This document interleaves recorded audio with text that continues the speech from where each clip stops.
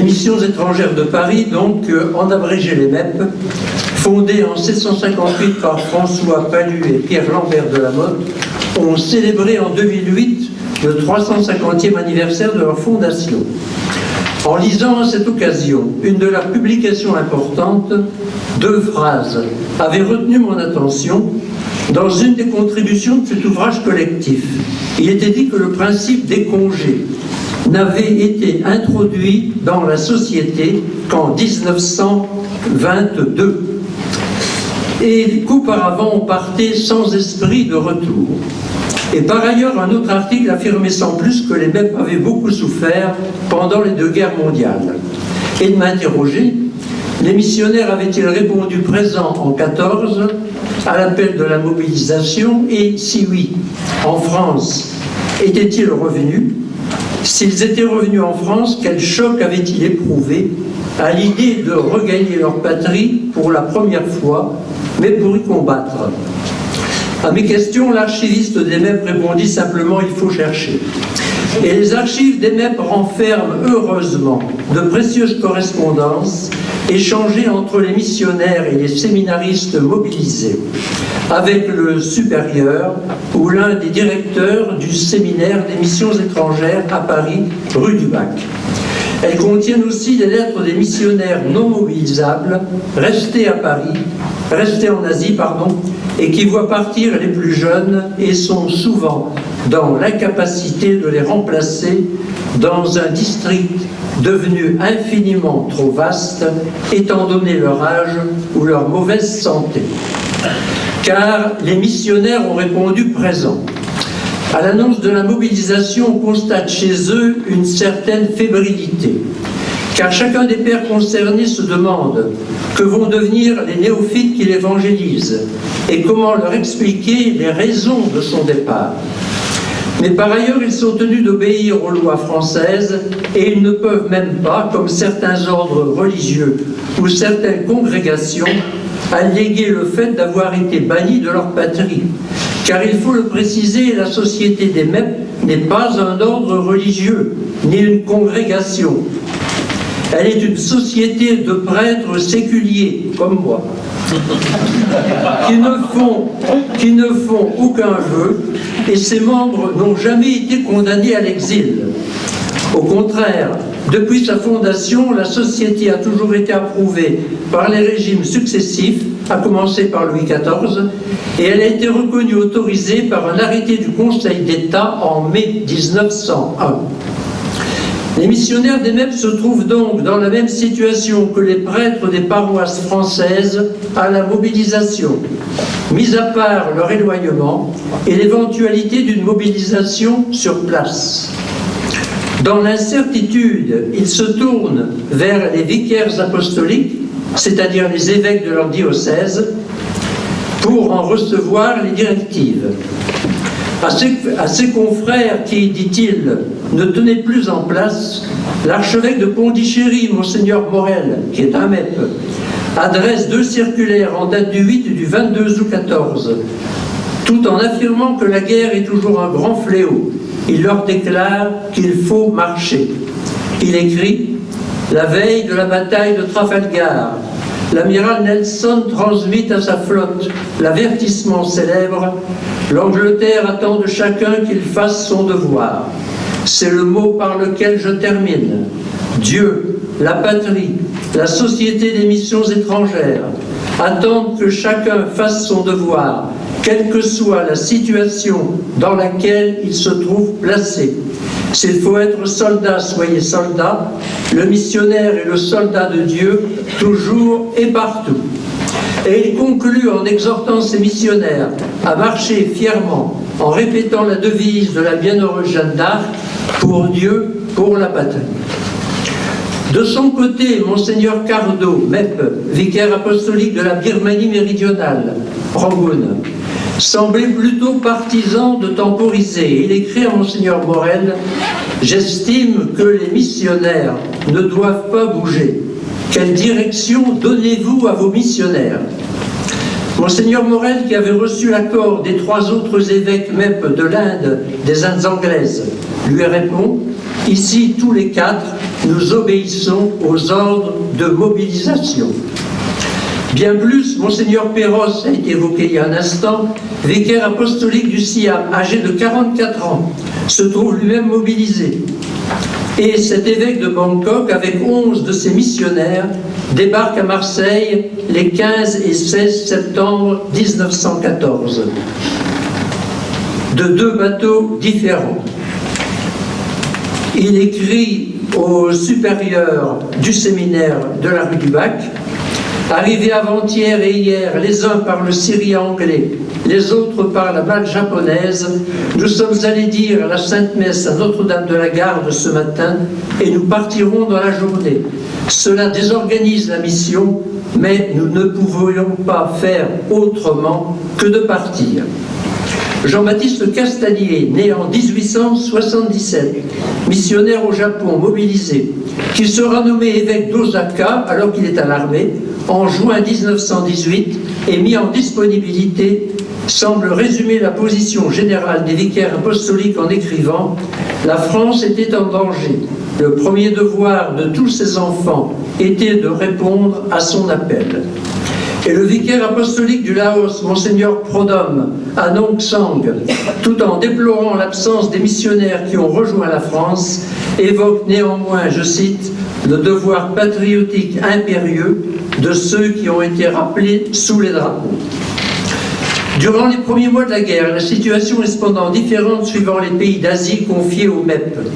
Dans les colonies, la décision dépend des gouverneurs, et dans les pays étrangers, elle relève des consuls ou des ambassadeurs en accord avec le gouvernement.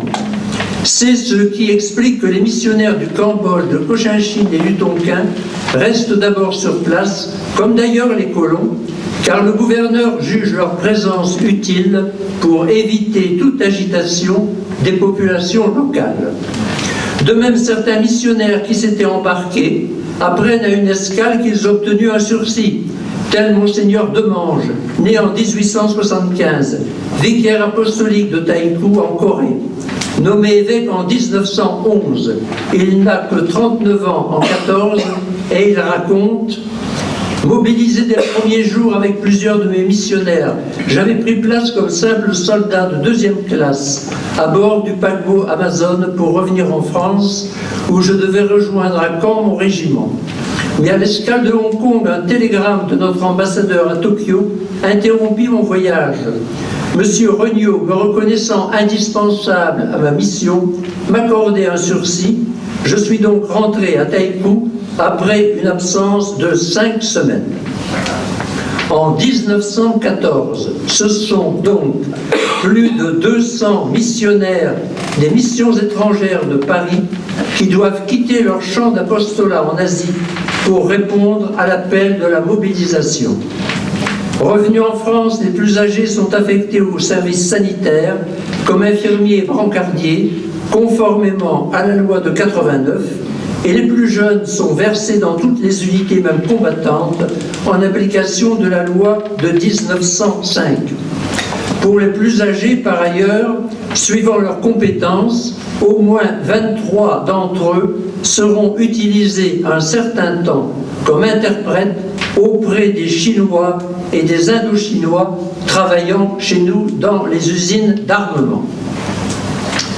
Le père Guémard, né en 69, missionnaire des MEP à Coimbatore et en principe mobilisé comme territorial, s'est rendu à Pondichéry afin d'embarquer pour la France. Mais il a été arrêté par un télégramme du consul de Calcutta l'informant que ceux qui avaient dépassé la quarantaine bénéficiaient d'un sursis d'appel, mobilisés jusqu'à 48 ans, généralement. Il a donc assisté à Pondichéry au départ de 14 confrères qui partaient sur le duplex. Et il conclut sa lettre en ajoutant « Et nous, les vieux restants, nous avons repris à la fois triste et heureux le chemin de nos districts. Triste parce que nous aurions voulu pouvoir répondre à l'appel de la France en danger. Heureux parce qu'ici, le labeur des âmes n'a jamais été plus considérable. » Le père Guémard exprime ici très clairement ce que beaucoup d'autres missionnaires des MEP ont ressenti une tension douloureuse entre le désir de servir la France et l'attachement à leur mission qui était devenue leur patrie d'adoption. Les missionnaires des MEP sont revenus et aucun d'entre eux n'a discuté son rappel sous les drapeaux.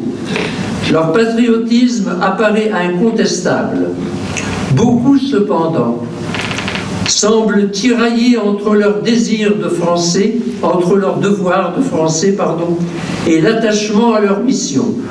Au fur et à mesure que la guerre se prolonge, la nostalgie de la mission se fait plus pressante. Casimir Desavel, né en 1882, missionnaire au Laos, mobilisé comme réserviste, vient d'arriver à Troyes en octobre 14. Il écrit au père Bernat, qui était chargé des militaires au séminaire de Paris. Il s'étonne d'ailleurs d'avoir fait 15 000 km et il n'y avait même pas un lit pour le loger la première nuit. Il doit loger en ville. Il termine ainsi sa lettre. « Vive la France, si vous voulez, mais vive encore plus le Laos ». Le 24 décembre 1914, affecté à Toul comme infirmier, au même père Bernat qui lui a envoyé des intentions de messe pour vivre, Desavel répond « Pour l'argent, gardez-le-moi précieusement, ça me servira pour remonter mon harnachement avant de repartir au Laos, dont de plus en plus j'ai la nostalgie profonde, autant qu'émouvante. Ah, si on connaissait toutes les cruautés de la guerre, voilà la plus dure, arracher à leur pays d'adoption des gens placides qui se fichent pas mal de l'équilibre européen, tout comme de l'équilibre de leur sac à écus. Missionnaire en Corée, Joseph Kadar est mobilisé comme lieutenant au Tonkin où il doit faire la guerre aux pirates. Il préférait venir se battre en France, mais toutes ses démarches échouent. Il doit partir alors en Chine pour protéger la voie ferrée Pékin-Mukden. Il se trouve exilé de ses deux patries, la Corée et la France, alors qu'il reçoit beaucoup de lettres de ces chrétiens de Keryang qui le supplient de revenir parmi eux.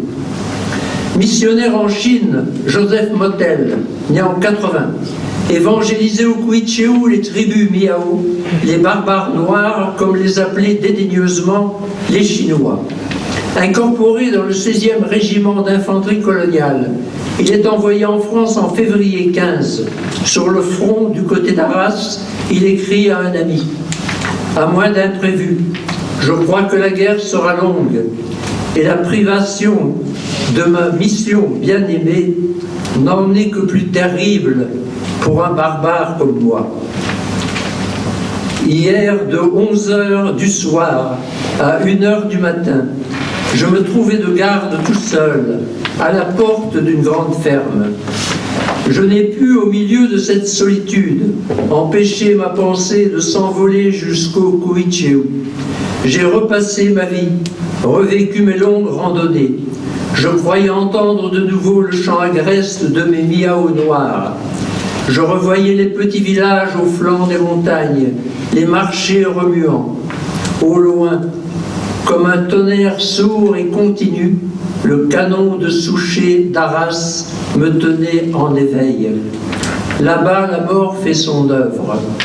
C'est ainsi que ma pensée vagabonde du champ de bataille au champ de mon apostolat. Pour les MEP, les missionnaires d'Asie ne sont pas les seuls à être mobilisés. Les séminaristes du 128 rue du Bac à Paris en âge de servir doivent répondre également à la mobilisation. En 1914, ce sont déjà 103 aspirants. Aspirants, c'est le nom des séminaristes des missions étrangères de Paris, ce n'est pas le grade qui précède sous-lieutenant. Donc ce sont déjà 103 aspirants qui doivent interrompre leurs études. Un fantassin catholique, Pierre Perrin, a rencontré l'un d'entre eux, Édouard Privat, le 12 août 1914, et il l'évoque dans son journal. Dans l'escouade de Toussaint se trouve un jeune séminariste des missions étrangères de Paris, Privat, à qui ses supérieurs ont remis une 50aine de médailles, dont il se trouve fort embarrassé, ne sachant à qui les distribuer. Toussaint, à qui il s'est confié, n'a qu'à dire à un de ces hommes, avec sa nonchalance habituelle, Si tu veux une médaille, j'en ai une de trop, c'est le curé qui me l'a donnée. Aussitôt, c'est une ruée vers Privas, qui 10 minutes après n'a plus une seule médaille. La plupart, je crois, considèrent cela comme des amulettes. Le long, qui depuis m'a confié qu'il n'avait pas fait sa première communion, en avait réclamé une comme les autres. Les annales de la Société des MEP ont publié le récit du baptême du feu adressé au séminaire par un de ses aspirants MEP. Son récit révèle l'excitation ou l'ardeur des premiers combats. C'était le 28 août. Mon régiment était dès le matin désigné pour aller au feu en première ligne. Arrivés près de l'ennemi, les compagnies se sont disposées dans leur ordre de combat. Ma section s'est déployée en tirailleurs, le fusil à la main, en rampant comme des couleuvres. Nous avons pris place au sommet d'une crête. De là, on apercevait l'ennemi en face, à 400 mètres, caché derrière un talus et 2 tas de paille. Nous sommes restés là couchés, tirant par intervalles des coups de fusil, jusqu'au soir.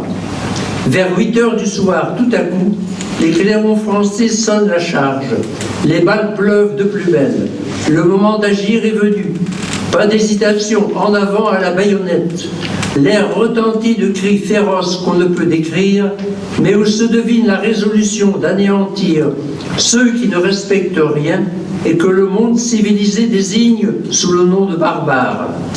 Les baïonnettes à la lueur rougeâtre des éclats d'obus jettent des reflets sinistres et au loin en avant, dans la demi-obscurité, les visages crispés, les yeux hagards, cherchent une victime à immoler. Les Prussiens ont abandonné leurs lignes remplies de cadavres, d'éclats d'obus, de sacs, de fusils, etc. Ils reculent. La pointe effilée de nos baïonnettes les épouvante et pendant 3 kilomètres, c'est la chasse à l'homme. Le supérieur du séminaire de Paris, le père François Delmas, ancien missionnaire au Japon, ne cesse d'inviter les aspirants mobilisés à lui écrire et à passer au séminaire quand ils le peuvent, à la faveur d'une permission à partir de 1915. L'un d'entre eux, qui signe Pierre, l'informe le 27 mai 16 de ses conditions de vie matérielles et spirituelles. Il a pu s'approcher des sacrements le 9 mai, ce qui ne lui était pas arrivé depuis 2 mois. Il espère avoir une permission après avoir dirigé la réfection d'un observatoire dont les bois commençaient à pourrir. Dans ce but, il a obtenu 60 rails de 5 mètres et 50 sacs de ciment. Il précise, pourvu que le Boche ne s'aperçoive des travaux, que lorsqu'ils seront terminés, et tout sera pour le mieux. Ce séminariste se réjouit également des nouvelles reçues de son frère. Son frère, sergent de la classe 14, est resté en ligne devant Douaumont pendant 15 jours. Il s'en est tiré sans une seule égratignure, et c'est un miracle, je cite, car il est le seul survivant de sa section. Le père Delmas centralise les nouvelles, à partir desquelles il rédige une circulaire à l'intention des aspirants et des missionnaires mobilisés.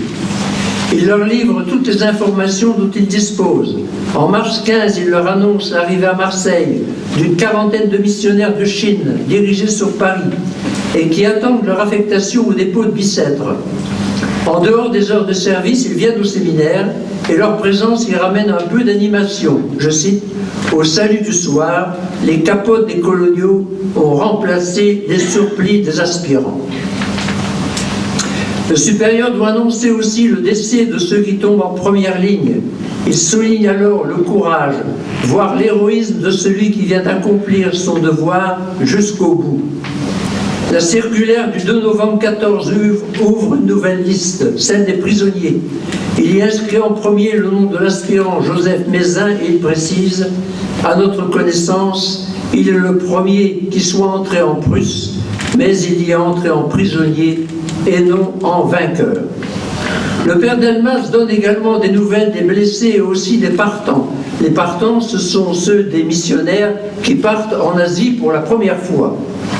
Ils sont évidemment très peu nombreux pendant la guerre, puisqu'à 20 ans ou même avant, ils sont mobilisés. Il y en a 3 en 15, 4 en 16, des réformés ou des missionnaires d'origine étrangère, belges ou suisses francophones. Ils sont 4 en 17 et présentent une certaine originalité. Louis Goyeneche, né en 89, du diocèse de Bayonne, blessé dès septembre 14 par 3 balles, dont l'une l'a atteint grièvement à la tête, est resté 2 nuits et 1 jour sur le champ de bataille avant d'être relevé. Après une longue convalescence, il est ordonné prêtre le 2 mai 15. Mais il doit repartir à l'armée. Il tombe à nouveau malade. Il apprenait le maniement de la mitrailleuse. Il doit être à nouveau opéré. Il est trépané en octobre 15, puis réformé en 16. Georges Dénarié, né en 89, du diocèse de Chambéry, blessé à la cuisse par un éclat d'obus au début de la guerre, hospitalisé à Bourges, puis réformé, il va boiter toute sa vie. Célestin Quinquennel, du diocèse de Saint-Brieuc, blessé grièvement à la main droite en octobre 14, il évite de justesse l'amputation. Il est libéré en septembre 15, réformé. Félix Charvet, du diocèse de Chambéry, blessé d'une balle au bras en octobre 14, soigné à Besançon. Il est réformé en septembre 15.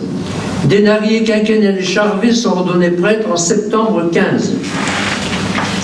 Une fois bien rétablis, ce sont eux les 4 partants de décembre 17.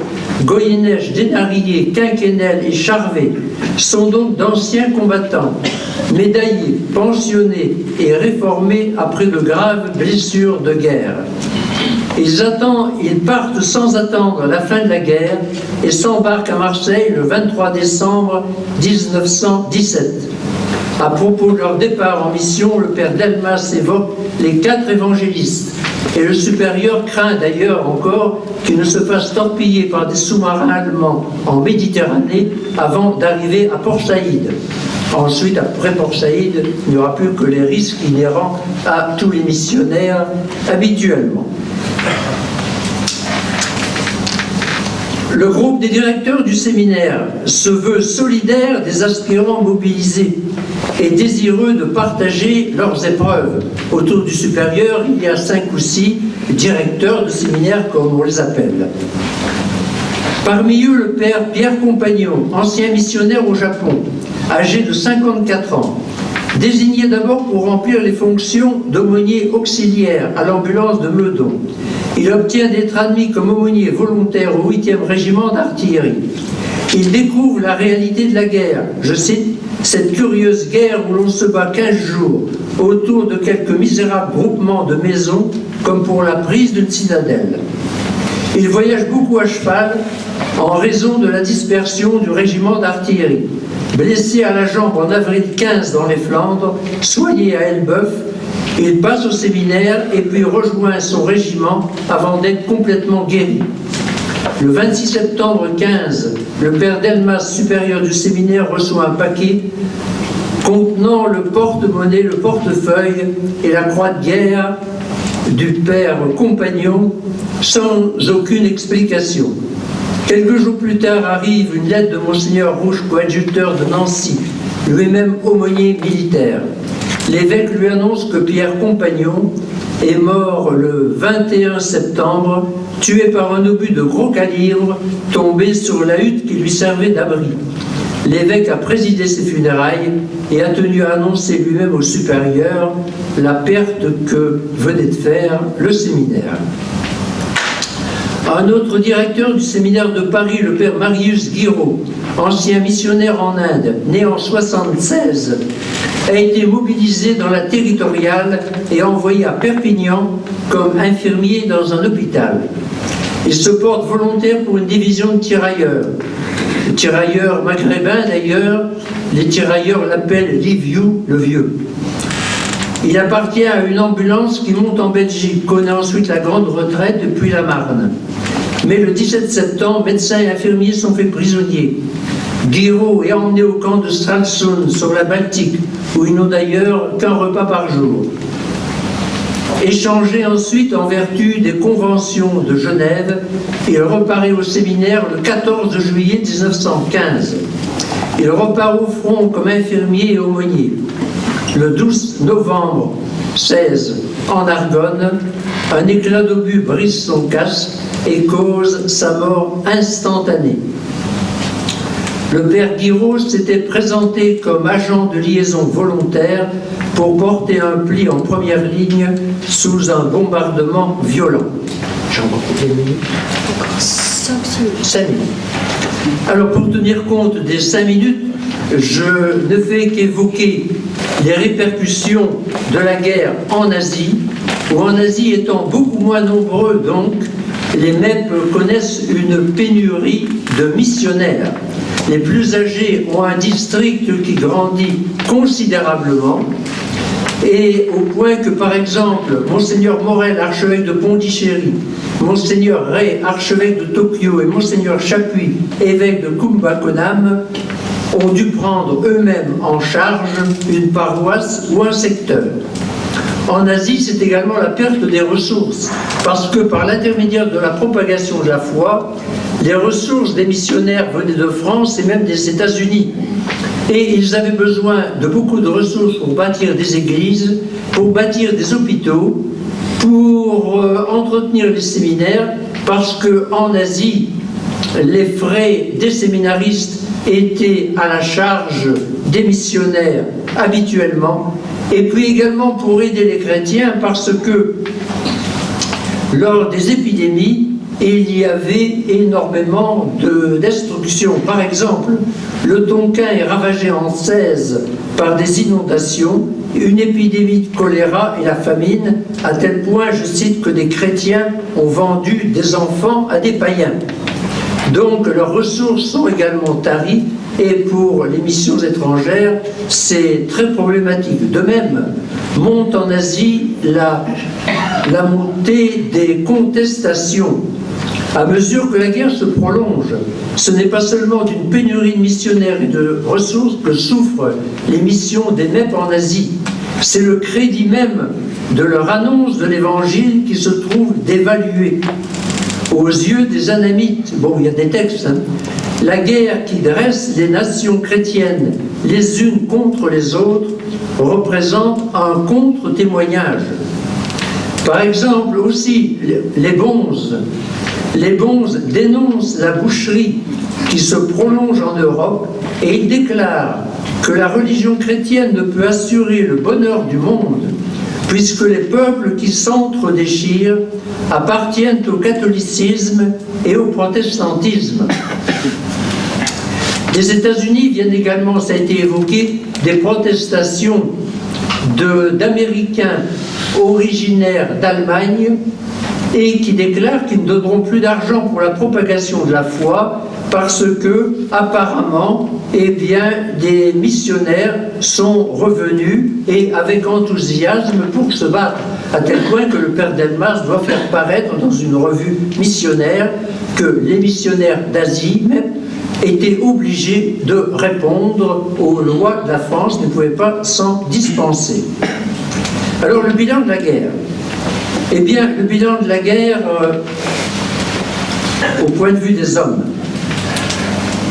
de 1917 à juin 1920, ce sont 156 missionnaires qui regagnent avec joie le champ de leur action apostolique au fur et à mesure de leur démobilisation.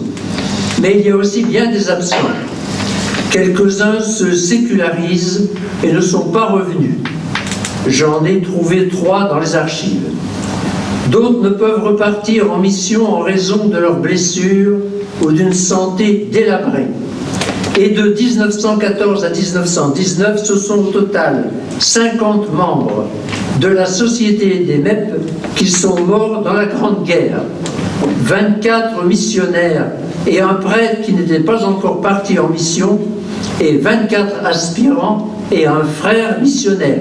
Les MEP avaient encore des frères à cette époque. En tout, ça fait donc 50. Si vous entrez à la chapelle rue du Bac, au 128, vous verrez sur votre gauche un mémorial sur lequel, en 2 colonnes, il y a 46 noms. Le supérieur en a oublié 4. Je ne sais pas comment, mais c'est un fait. Par ailleurs, des aspirants changent aussi d'orientation. Le dossier du courrier adressé au père Delmas contient les lettres de 3 aspirants qui renoncent à être missionnaires en 17 de deux autres qui lui annoncent en 19 leur décision de ne pas revenir au séminaire. Les motifs qui justifient leur choix, c'est une santé ébranlée, leur âge, la difficulté, voire la pureté du cœur qui laisse à désirer.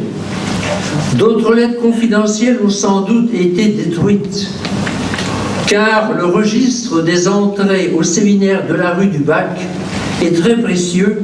Il contient en effet des ajouts consécutifs à la guerre.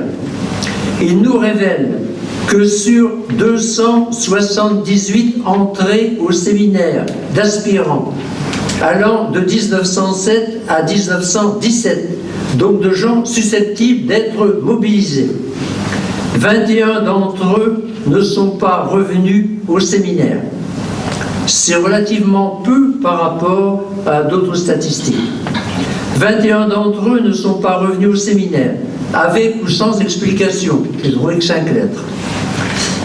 Il faut en ajouter 5 qui ne reviennent pas pour cause de blessures ou de santé déficiente. Il y en a un qui a eu les 5 doigts de la main gauche coupés, 2 de la main droite. Celui-là est d'ailleurs revenu, il a été minoré et ensuite, sa santé étant trop mauvaise, il a dû se retirer. 5 ne reviennent pas donc pour cause de blessures ou de santé déficiente. Par ailleurs, certains ont été jugés alors inaptes aux missions. Le registre porte pour 2 d'entre eux la mention suivante: prier de se retirer. D'autres enfin ont changé d'orientation pour répondre à un autre appel. 2 sont entrés chez les trappistes, un est parti chez les bénédictins et un autre chez les Pères Blancs. Parmi les 4 partants d'ailleurs de décembre 1917 que j'évoquais tout à l'heure, il y en a un qui là-bas est rentré également chez les Pères Blancs. Alors, quelle est la conclusion pour les MEP de tout ce bilan? Eh bien, c'est l'urgence, plus que jamais, de créer un clergé indigène. Créer un clergé indigène qui est absolument indispensable. Et d'ailleurs, les instructions de 1659 qui avaient été données par le pape Alexandre VII à François Palu et Lambert de la Motte devaient aboutir un jour à l'érection d'une hiérarchie ecclésiastique locale, intuition fondamentale des fondateurs de la Société des MEP. Et Monseigneur Demange le rappelait en Corée: nous devons en mission donner la première importance à la formation d'un clergé indigène, la deuxième à la formation des chrétiens existants et la troisième à la conversion des infidèles, préférant, dit le règlement des missions étrangères, le premier objet au deuxième et le deuxième au troisième. Rentrer en mission, quel bilan ont fait ces missionnaires de leur passage dans les armées? Eh bien, il est très divers, et je vais terminer par là, il est très divers suivant leur affectation, parce que ça a été évidemment très variable. Il y en a eu 3 qui se sont trouvés, mais Marius Guiraud, comme je vous l'ai dit, a été volontaire pour monter au front.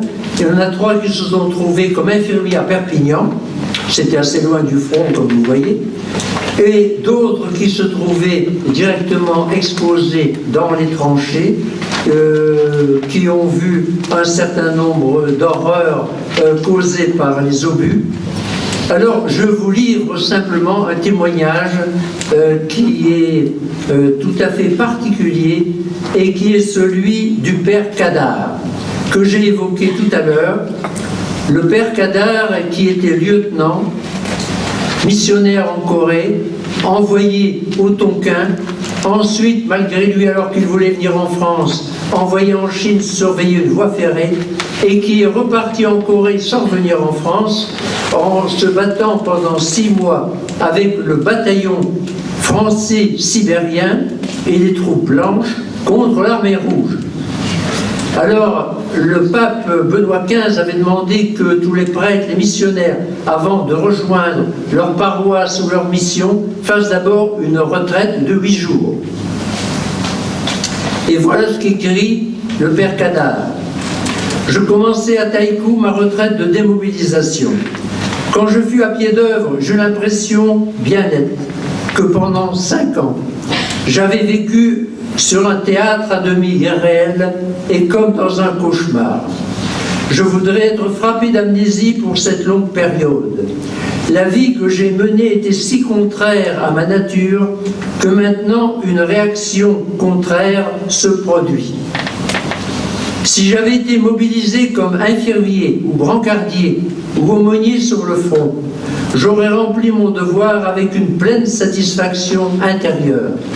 Au lieu de cela, on m'a donné une compagnie et l'on m'a dit « Apprenez à vos hommes à tuer et inculquez-leur au fond du cœur une haine irréductible de l'ennemi. » Que des chefs catholiques s'adressent à leurs prêtres et leur disent « Vous vous trouvez dans des conditions légales, telles que vous devez prendre un fusil et faire le coup de feu comme vos camarades Durand.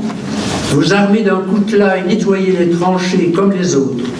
Monter en avion et aller par représailles, bombarder une ville. Je crois être d'accord avec le bon sens et aussi le patriotisme le plus fervent en déclarant que c'est une anomalie et une régression de la conscience publique vers une époque de civilisation inférieure. Mon témoignage a, je crois, d'autant plus de droit à être pris en considération que par discipline militaire, j'ai exécuté la consigne aussi bien que j'ai pu, mais avec une répugnance que je n'ai pu toujours déguiser et sous les regards narquois de mes hommes qui, sans être de fervents catholiques, trouvaient mon prêche peu évangélique. Quand je pense à ce qu'il m'a fallu faire et dire en 1000 circonstances, je me demande, maintenant que je suis de sens rassis, si ma conscience n'a pas subi une vraie déformation. Rien d'étonnant, un vent de folie a soufflé sur le monde, et la tempête morale qu'il a soulevée a déséquilibré les volontés et jusqu'à la faculté de penser. En Sibérie et en Russie, j'ai vu un tel chaos humain, et j'ai été si bien mêlé à ce chaos que j'en garde encore un détraquement nerveux. Les pathologistes auront avec cette guerre un beau champ d'observation et ils nous donneront, je pense, des aperçus déconcertants sur la nature humaine. Je vous remercie de votre attention.